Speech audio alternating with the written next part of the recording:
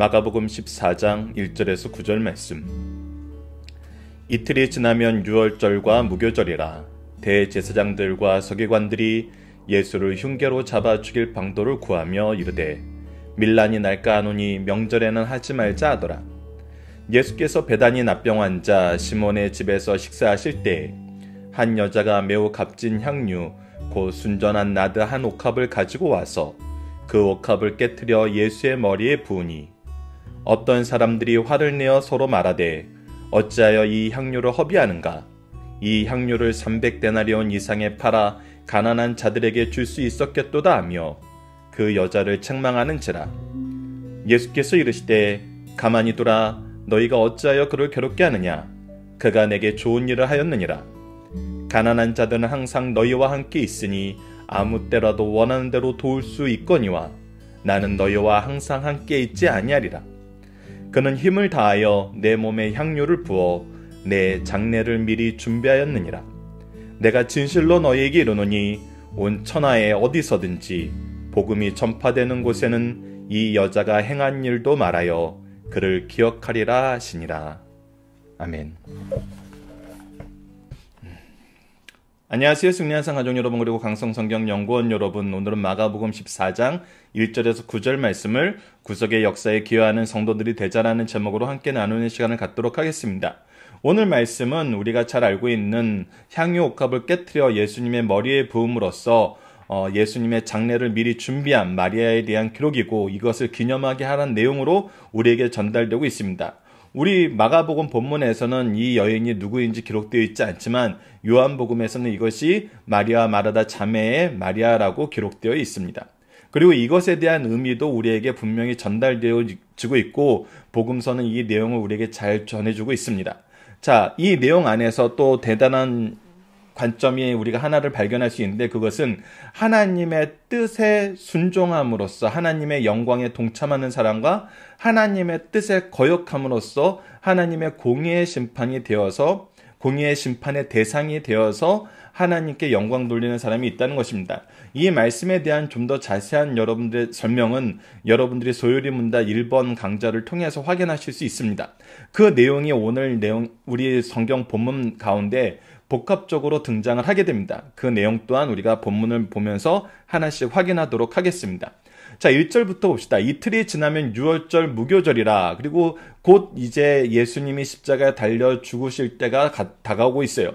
대제사장들과 서기관들이 예수를 흉계로 잡아 죽일 방도를 구하며, 우리가 이 내용은 요한복음에서도 확인할 수 있었는데, 나사로를 살리신 이후에 사람들이 더욱더 예수님을 따르자 이들이 어떻게 하냐면 흉계로 예수님을 잡아 죽이려고 그래요. 하지만 명절 때 많은 사람들이 모이고 많은 사람들이 예수님을 좋아하기 때문에 명절 때는 하지 말자, 그리고 오히려 명절이 지나고 한산해졌을 때 예수님을 암살할 계획을 짜고 있습니다. 그래서 2절을 보면 이르되 밀란이 날까 하노니 명절에는 하지 말자 하더라. 그러면서 예수님을 죽이기 위해서 계획을 짜는 자들이 나오죠. 바로 대제사장들과 서기관들입니다. 이들은 예수님을 미워하고 있어요. 그리고 예수님의 구속사를 인정하지 않고 방해하고 있습니다. 오히려 예수님을 믿지 못하게 하는데, 예수님께 나아가는 길을 막는 데 쓰임받는 악한 도구들이에요. 그리고 나서 3절을 계속 봅시다. 예수께서 베다니 납병 자 시몬의 집에서 식사하실 때 한 여자가 매우 값진 향유 곧 순전한 나드 한 옥합을 가지고 와서 그것을 어떻게 합니까? 그 옥합을 깨트려 예수의 머리에 부읍니다. 이 순전한 나드 한 옥합을 이제 한 300데나리온 정도로 이제 5절에서 말씀하고 있는데, 300데나리온이면 어떻게 보면은 그 당시 화폐를 현대적으로 환산하면 약 1년에서 또 많게는 2년 정도의 봉급을 우리에게 얘기하고 있습니다. 즉, 우리가 1년 동안 충실히 벌어서 모아놓은 것을 이때 한꺼번에 쓰는 거예요. 자, 그래서 이거에 대해서 허비하는 거라고 얘기하는 사람이 있죠. 이 허비한다고 얘기하는 사람이 누구였어요? 바로 가룟 유다였습니다. 자, 그래서 오늘 말씀에 누가 등장하냐면 대제사장들과 서기관들, 예수님을 팔았던 가룟 유다들, 이 사람들은 무슨 계획을 짜고 있어요? 예수님을 잡아 죽일 방도를 짜고 있어요. 그리고 오늘 이 한 여자, 마리아라고 소개된 이 한 여자는 그가 무엇을 준비한 거라 그랬냐면 바로 예수님의 장례를 준비한 거라 그랬어요. 즉, 이 두 그룹이 잘 보십시오. 대제사장, 서기관, 가룟 유다. 이 사람들이 원하는 건 뭐예요? 예수님의 죽음이에요. 이 한 여인도, 마리아도 무엇을 준비하고 있었어요? 예수님의 죽음이에요. 자, 이 부분을 잘 보셔야 됩니다. 자, 이 안에서 우리가 무엇을 이해를 해야 되냐면, 예수님은 지금 끊임없이 무엇을 얘기하고 있어요? 왜 마리아가 예수님의 장례를 준비할 수 있었어요? 우리가 이것은 본문 묵상하기 위해서 여러분들에게 성경 구절을 제시해 드릴 텐데, 마태복음 26장 2절을 보면은 이제 제자들이 예루살렘에 올라와서도 예수님이 무엇을 얘기하냐면 곧 죽으실 것을 얘기하고 있어요. 그리고 여기 예루살렘에 올라오기 전에도 계속 무엇을 얘기했어요? 내가 죽기 위해서 올라감을 계속 얘기했어요. 고난 당하고 죽임 당하고 부활할 것을 계속 말씀해 주고 있었어요. 그래서 이 마리아가 이 향료를 예수님의 머리에 붓는 것은 그것이 무엇에 근거하는 거였냐면 하나님의 말씀, 예수님의 말씀에 근거였어요. 즉 하나님의 계획에 근거였어요. 즉 예수님의 죽으심은 무엇이었어요? 하나님의 뜻, 하나님의 계획이었어요. 자, 그런데 잘 보시죠. 왜 이 얘기를 강하게 하고 우리가 여기서 발견해야 될 중요한 사상이 있다고 얘기하냐면, 일반 세상 사람들은 예수님은 죽으시기 위해서 오셨어요. 그리고 때로는 가룟 유다에 대해서 어떻게 평가를 하냐면, 가룟 유다가 예수님을 팔았기 때문에 예수님이 죽을 수 있었으니까 가룟 유다도 뭔가 예수님의 사역에 도움을 준 거 아니야? 라는 거예요. 이건 뭐예요? 결과론적 관점이에요. 근데 이 관점이 틀렸다는 걸 오늘 본문에서 분명히 우리에게 보여준다는 것입니다. 자, 첫 번째 무엇으로 보여주냐면 첫 번째 1절과 2절 말씀을 보면은 예수님을 잡아 죽이려고 그러지만 이들은 시기를 언제로 특정했어요? 명절이 지난 다음으로 특정했어요. 이 명절에 하지 말자는 것이 이들의 계획이었고, 이 계획을 앞당기게 만들었던 건 누구였냐면 이 가룟 유다였어요. 가룟 유다는 자기의 뜻대로 예수님을 죽이는데 넘겨주면은 뭔가 새로운 역사가 창조될 거라고 생각했을 수도 있다는 것이 많은 학자들의 연구 결과였는데, 어쨌거나 이 일은 무엇이냐면 하나님의 계획에 따르지 않고 자기들의 계획에 의해서, 자기네들의 뜻에 의해서, 자기네들의 생각에 의해서 행했던 것이라는 것입니다. 이 두 집단이 죽이는데 똑같은 것을 가지고 있었지만 이들의 계획은 하나님의 계획과는 달랐어요. 시기적인 면에서 다르고 방법적인 면에서도 달랐어요. 그래서 이것이 결과론적으로 똑같은 거라고 얘기하는 것은 성경을 바로 보지 않는 거예요. 오직 하나님의 뜻과 하나님 예수 그리스도의 방법을 맞춰서 준비한 사람은 누구였냐면 바로 이 마리아밖에 없었다는 것입니다. 그리고 이 부분에 대해서 우리가 좀 더 구체적으로 본문 다지기에서 보게 될 것인데, 이 내용을 우리가 더 잘 알 수 있는 것은 마태복음 26장 24절 말씀입니다.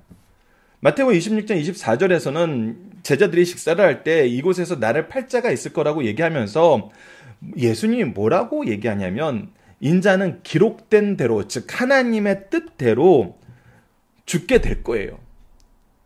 그러나 인자를 판 자는 화가 있으리로다 얘기하면서 차라리 무엇하지 않았으면 좋았을 뻔했다, 오히려 태어나지 않았으면 좋았을 뻔하였다 할 정도로 그의 죄가 분명하고 하나님의 뜻을 거역한 것임을 우리에게 가르쳐주고 있어요.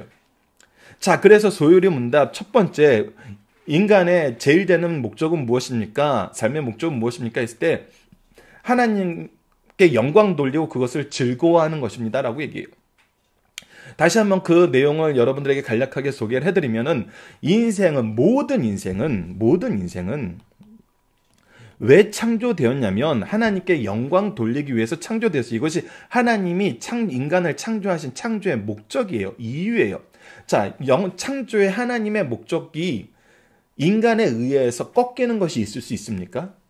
성경 전체가 지금 우리에게 보여주는 건 뭐예요? 그럴 수 없어요. 즉 예수님께서 하나님의 뜻대로 우리의 구속의 제물이 되기 위해서 죽으시러 가시는 그 길은 하나님의 계획이기 때문에 반드시 성취돼요. 근데 소유의 문답 이 대답에서도 하나님께 영광 돌리고, 그리고 그 다음 내용이 무엇이냐면 그것을 즐거워하는 것입니다 라고 얘기했어요.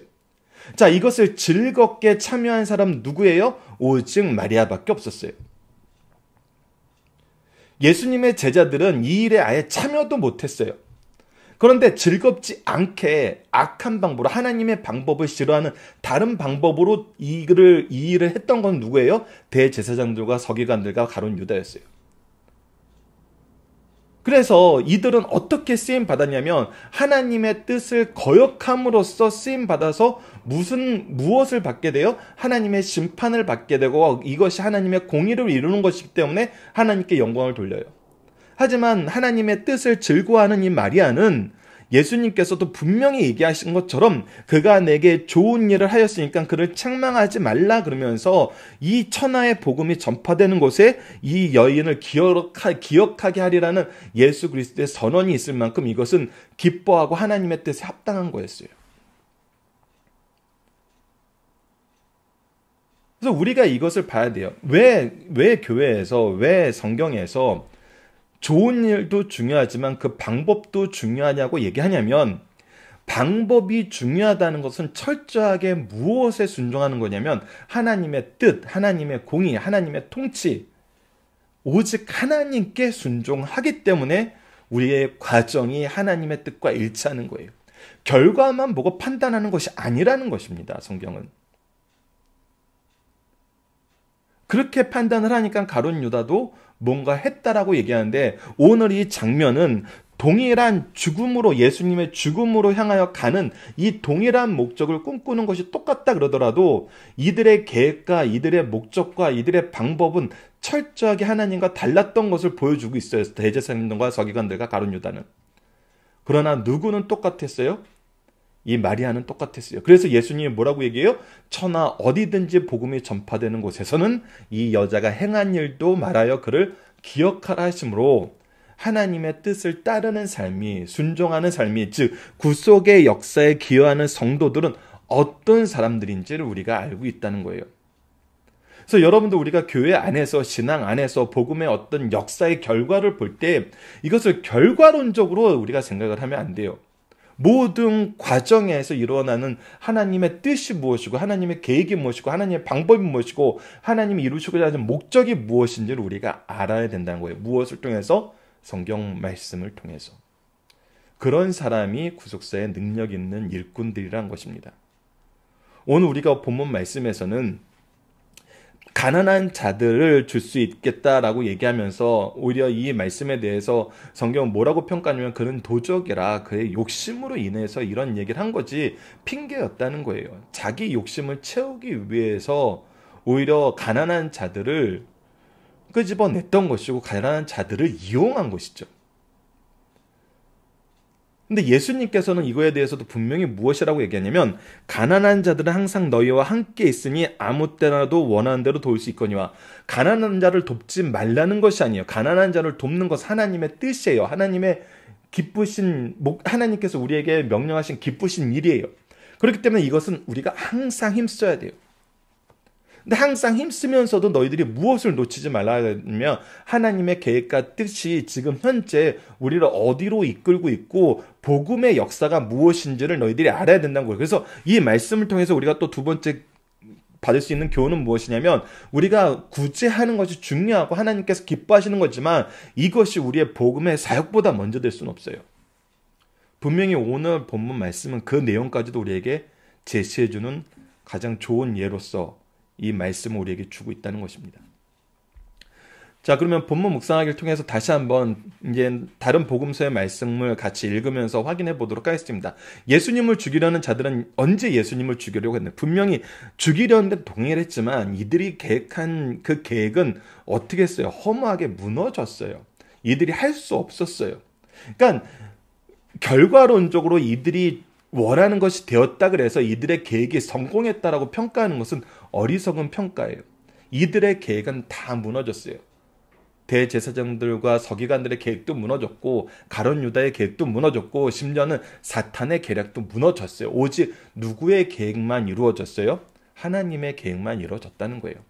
자, 마리아는 요한복음 12장 3절에서 얘기합니다. 예수님께 무엇을 하고 이 의미는 무엇이며 이렇게 한 이유는 무엇입니까? 자, 우선 누구라는 거, 마리아라고 얘기할 수 있는 것은 요한복음 12장 3절에 이렇게 기록되어 있습니다. 마리아는 지극히 비싼 향유 곧 순전한 나드 한 근을 가져다가 예수의 발에 붓고 자기 머리털로 그의 발을 닦으니 향유 냄새가 집에 가득하더라 라고 얘기했어요.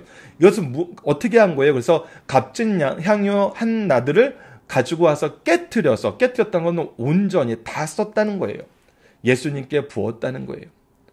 그리고 이 의미는 예수님께서 8절에서 얘기하지만 그는 힘을 다하여 내 몸에 향료를 부어 무엇을 준비한다? 예수님의 장례를 미리 준비한 것이다. 그리고 이렇게 할 수 있었던 이유는 예수님께서 마태복음 26장 2절에 예루살렘에 올라오시고 계속 예루살렘 이 고난 주간의 사역을 하면서도 뭐라고 얘기해요? 너희가 아는 바와 같이 이틀이 지나면 6월절이라 인자가 십자가에 못 박히기 위해서 8일이라 하시니라. 그래서 이틀이 지나면 6월절이 되는 이 마가복음 14장 1절 말씀과 마태복음 26장 2절 말씀을 통해서 보면은 우리가 이때가 예수님께서 자기의 죽으심을 사람들에게 알리고 계셨음을 우리가 분명히 볼 수 있어요. 그래서 이 말씀에 근거하여서 그는 장례를 준비한 것이죠. 자, 가룟 유다는 이 여인의 행동에 어떻게 반응을 보이나요? 그리고 그 이유는 무엇입니까? 요한복음 12장 4절을 보면 제자 중 하나로서 예수를 잡아줄 가룟 유다가 말하되 라고 얘기하면서 이런 얘기를 한 것이 가룟 유다임을 분명히 얘기하고 5절 말씀을 보면은 이 향료 300데나리온 이상에 팔아 가난한 자들에게 줄 수 있겠도다 하며 그의 여자를 책망하는데, 즉 가난한 사람을 위하는 척하면서 책망하는데 요한복음 12장 6절을 보면은 이렇게 말함은 가난한 사람을 생각함이 아니요 그는 도둑이라 돈깨를 맡아 거기에 넣은 것을 훔쳐가미러라 라고 하면서 자기 탐욕을 위해서 다른 사람들을 핑계대는 것을 볼 수 있었습니다. 예수님은 마리아의 행동을 어떻게 여기셨습니까? 이것은 좋은 일이라 그랬고, 너희들이 가난한 자들은 너희들과 항상 있을 것이니 그들은 항상 도울 수 있다고 얘기해요. 이것을 통해서 우리가 무엇을 볼 수 있다고요? 우리의 사명에 어느 것이 우선순위가 돼야 되는지 분명히 보여줍니다. 우리는 구속사역을 먼저 생각해야 돼요. 그리고 나서 구제하는 것을 같이 하면서 구제하는 것이 구속사역의 통로가 되도록 하는 것입니다. 그리고 이 일에 대해서 어떻게 하라고 합니까? 9절 말씀을 보면은 천하 어디든지 복음이 전파되는 곳, 곧 예수님의 이름이 전파되고 예수님의 은혜가 전파되는 곳에서는 무엇을 얘기하게 한다? 이 여인이 행한 일도 얘기하게 한다. 이것은 단순히 이 여인이 행한 일의 중요성과 의미뿐만 아니라 분명히 우리에게 보여줍니다. 결과론적으로 접근하는 것이 아니라는 거예요. 오직 하나님의 목적과 뜻과 방법과 과정까지도 온전히 함께 해야 됨을 우리에게 가르쳐주고, 우리가 그렇게 하지 않을 때는 오히려 심판의 대상이 되어서 하나님의 공의를 나타내는 영광을 돌리지, 하나님과 즐거워하면서 그 영광에 참여하는 영광 돌리는 삶을 살 수 없다는 거, 우리가 소요리 문답 1번 문제에서도 함께 확인한 내용 여러분들이 기억해 주셨으면 합니다. 자, 중심사상 서론적인 내용을 우리가 확인해 보도록 하겠습니다. 본문 말씀의 배경은 때는 서기 30년 유대력으로는 니산월 13월 수요일 오후입니다. 이제까지 예수님은 인간의 몸을 입고 오셔서 우리의 위대한 스승으로 진리를 가르쳐 죄 가운데 있는 사람들에게 구원의 길을 밝히 보여주셨습니다. 지금까지 말씀으로 하실 교훈을 마치시고 이제부터는 설교보다 더 큰 일인 속죄의 죽음, 즉 교훈의 피로 생명으로 새긴 이 사인을 남기실 차례입니다. 그러므로 기독교 복음의 핵심은 예수님께서 자기 백성의 죄를 속하기 위하여 십자가에 죽으신 대속의 역사라는 거예요. 그러므로 기독교는 대속의 종교입니다. 지금부터 기록된 말씀은 예수님의 생애 가운데 가장 중요한 시간을 기록하고 있어요. 대속의 죽음을 떠나서는 지금까지 주님께서 우리에게 주신 가르침은 성립될 수 없고 전할 수도 없고 적용될 수도 없어요. 예수님께서 우리에게 주신 교훈은 중요하지만 이를 직접 행하신 십자가의 가르침은 더욱더 귀합니다. 오늘 본문의 배경은 6월절 이틀 전인 수요일입니다. 이 시점에서 세상죄를 지고 대속의 죽으심을 당하실 하나님의 아들에게 두 종류의 사람이 등장해요. 이들이 취한 태도를 상고함으로 하나님의 역사는 사람의 의사나 방법대로 이루어지는 것이 아니라 하나님이 섭리하시는 주권적 역사로 진행된다는 사실을 우리에게 가르쳐줍니다. 다시 한번 얘기하지만 사람들이 아무리 계획을 따라 세워도 오직 누구의 계획만 이루어져요? 하나님의 계획만 이루어져요. 그래서 우리는 어느 계획에 동참해야 돼요? 하나님의 계획에 동참해야 돼요. 이것이 지혜예요. 이것이 성경이 가르쳐주는 복음의 굉장히 중요한 자세이고 방법입니다. 이 역사를 접한 성도는 어떻게 사는 것이 감 있는 길인가를 깨닫게 된다는 것입니다. 중심사상 하나씩 확인하도록 하겠습니다. 여러분들의 교재 84페이지에 기록되어 있습니다. 자, 첫 번째는 우리는 하나님의 도구인가 사탄의 도구인가예요. 자, 다시 한번 말씀드리지만 우리가 기쁘게 하나님께 영광 돌리는 것을 즐거워하는 삶을 산다면 하나님의 도구이고 하나님의 뜻에 순종하고 하나님의 뜻을 의지하고 하나님의 방법대로 하나님의 계획을 우리가 실천하게 됩니다. 실천하게 되는 것이 아니라 우리를 통해서 이 일을 이루시기를 기뻐하시는 하나님의 역사가 항상 우리와 함께 있어요. 그러나 사탄의 도구가 될 때는 어때요? 내 계획대로, 내 뜻대로, 내 목적을 위해서 이 일을 하는 거예요. 결과론적으로 똑같은 결과가 나왔다 그래서 여러분들 그것을 옳다고 판단하거나 옳다고 생각해서는 안 돼요. 이것은 성경이 가장 주의를 주면서 얘기한 것이고 이렇게 생각하는 것은 정말 미련한 것입니다. 두 번째, 마리아의 값진 신앙의 행위를 높이 평가하신다. 왜 그랬습니까? 하나님의 뜻과 일치했기 때문이에요.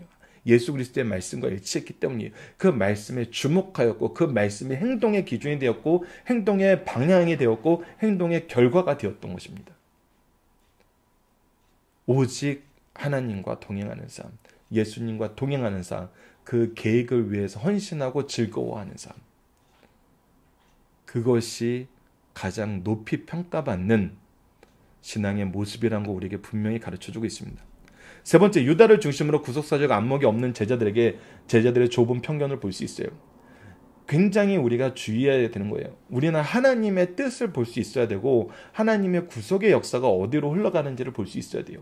우리가 이 부분은 이제 다음 주 이후에 마지막 마가복음 마지막 부분을 보면서 정말 불의한 재판과 어리석은 사람들의 이 포퓰리즘적인 행동, 군중 심리에 의한 행동들, 충돌에 의한 감정적인 행동들을 우리가 앞에 두고 있을 때 우리에게 구속사적인 안목이 없다면은 우리는 두 가지 잘못을 범할 수 있어요. 첫 번째는 우리도 모르게 그 군중 심리에 휩싸이게 대해서 악을 행하거나 이 군중 심리에 대해서 과도하게 대항함으로써 똑같은 죄를 짓게 되거나 또 다른 죄를 짓게 되거나.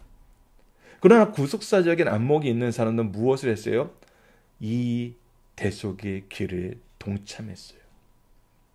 이것은 앞으로 우리가 신앙생활 하면서 이 지상에서의 사명을 감당할 때 굉장히 중요합니다. 구속사적인 안목이 없으면은 우리는 하나님을 거역한다 하면서도 죄를 짓고, 그건 너무나 당연한 거죠. 하나님의 뜻을 따른다고 하면서도 죄를 지을 수 있어요. 예수님의 제자 그룹 안에서 죄를 짓는 사람이 있었고 예수님의 제자 그룹 밖에서 공격하는 사람 중에서도 죄를 짓는 사람들이 있었어요. 이 부분은 우리가 분명히 볼 수 있습니다. 이 관점이 안 생기면은 우리는 실수할 수 있습니다. 본문 다지기를 보도록 하겠습니다. 첫 번째입니다. 예수님이 십자가에 죽게 된 사건을 통해서 증명된 내용은 무엇입니까? 라는 것입니다.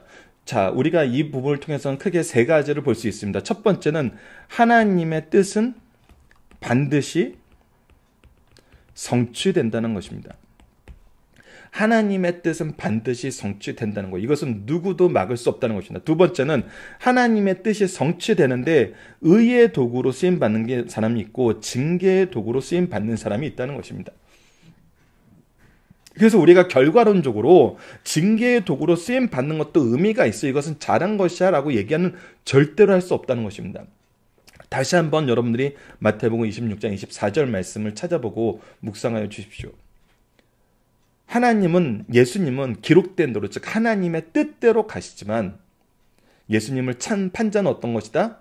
이것은 화가 있는 일이다. 어느 정도 화가 있는 일이다? 태어나지 않았으면 좋을 정도로 화가 있는 일이다. 그래서 이것은 분명히 차이가 있습니다. 우리는 의의 도구로 쓰임 받게 하시기 위해서 예수님께서 계속적으로 말씀으로 가르치고 우리가 돌이킬 수 있도록 사랑의 조처를 취해 주십니다. 마태복음 26장 24절도 사랑의 조처로 미리 제어 장치를 하신 것이죠. 하지만 어떻게 돼요? 그것을 거절하죠.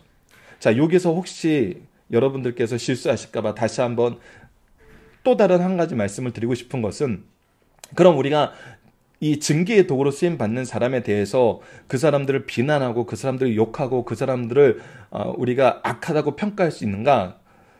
그렇진 않다는 것입니다. 그거는 오직 하나님만 하셔야 되는 겁니다. 그 내용이 어디 나옵니까? 바로 사도행전 1장에 나오죠.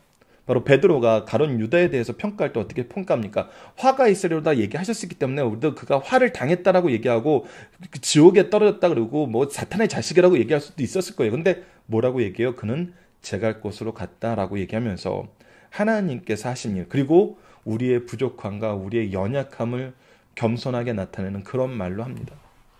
그래서 우리가 이 말씀을 또 해석하고 적용할 때 이 사도행전 말씀을 기억하시면서 실수하지 않도록 여러분들 주의해 주시고요. 세 번째는 하나님은 어떻게 그의 역사를 이루시냐는 겁니다. 하나님은 그의 일꾼들을 통해서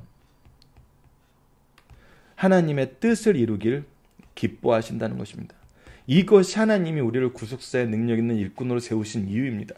하나님은 하나님이 주권적으로 할 수 있는 일도 누구를 통해서 하는 것을 기뻐하세요? 그의 일꾼들, 그의 신실한 종들을 통해서 하는 걸 좋아하세요. 그렇기 때문에 우리를 하나님의 형상으로 만드시고 하나님의 형상으로서 하나님이 세우신 선지자, 제사자, 왕으로서의 사명을 우리에게 주신 것이 이미 창조 세계에서 드러나고 지금 이 예수 그리스도의 사역을 통해서 이 직분을 회복시키는 것을 우리가 보게 되잖아요. 그래서 이 세 가지를 우리가 분명히 예수님의 십자가의 사건을 통해서 보게 됩니다. 그리고 두 번째, 마리아가 부은 향유는 예수님을 위한 어떤 일을 준비하는 것이 되었습니까? 바로 장례를 준비하는 일이 되었었죠. 자, 적용함입니다. 지금 나에게 주신 사명이 무엇인지 나눠봅시다. 근거가 되는 말씀과 주신 은혜와 능력 그리고 섬김의 대상이 누구인지 나눠봅시다. 여러분들 이거는 이제 제 경우입니다. 저 같은 경우는 말씀 중심의 그런 교회에서 연속 강해 설교를 통해서 자라왔고 또 박효일 목사님의 강해집을 출판하는 일을 하고 있고 또 강성성경연구원을 통해서 이렇게 말씀을 계속 공급하고 말씀으로 교육하는 일이 저에게 주신 사명입니다. 그리고 이 사명이 되는 근거가 되는 말씀이 바로 아래에 적혀있는 겁니다. 마태복음 28장 19절 말씀은 19절에서 20절 말씀이죠. 19절에서 20절 말씀은 저뿐만 아니라 모든 사람에게 모든 성도들에게 주신 사명의 내용입니다. 그것이 무엇입니까? 그러므로 너희는 가서 모든 민족을 제자로 삼아 아버지와 아들과 성령의 이름으로 세례를 베풀고 내가 너희에게 분부한 모든 것을 가르쳐 지키게 하라 라고 얘기하고 있습니다. 즉 제자로 삼는다는 것은 가르쳐 지키게 하는 일입니다. 그 제자로 삼는 자들에게 가르쳐야 될 내용은 뭐예요? 성부, 성자, 성령의 구속사예요. 삼위일체 하나님의 구속사입니다. 그리고 이것을 통해서 그들이 신자 되게 하는 것입니다. 성도 되게 하는 것입니다. 교회의 일원이 되게 하는 거예요. 신적 기관인 교회와 가정을 통해서 하나님께 쓰임받는 그런 사람이 되게 하는 것이죠. 이것은 우리 모두에게 주어진 명령입니다. 그리고 이 명령을 지키게 하시기 위해서 하나님께서 무엇을 주셨어요? 성경 말씀을 주셨어요.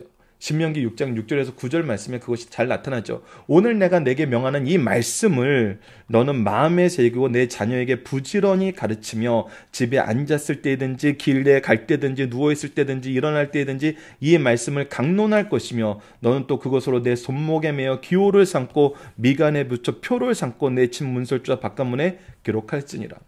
우리 삶 전체가 특히 우리에게 맡겨진 영혼의 첫 번째 대상인 자녀에게 우리는 무엇을 해야 돼요? 이것을 부지런히 가르쳐야 돼요. 언제? 앉아있을 때든지 길에 갈 때든지 누워있을 때든지 일어날 때든지 이 말씀을 강론하는 거예요. 그러니까 각각의 상황에서 필요한 말씀을 적용해서 그들이 이해할 수 있게 가르치라는 거예요.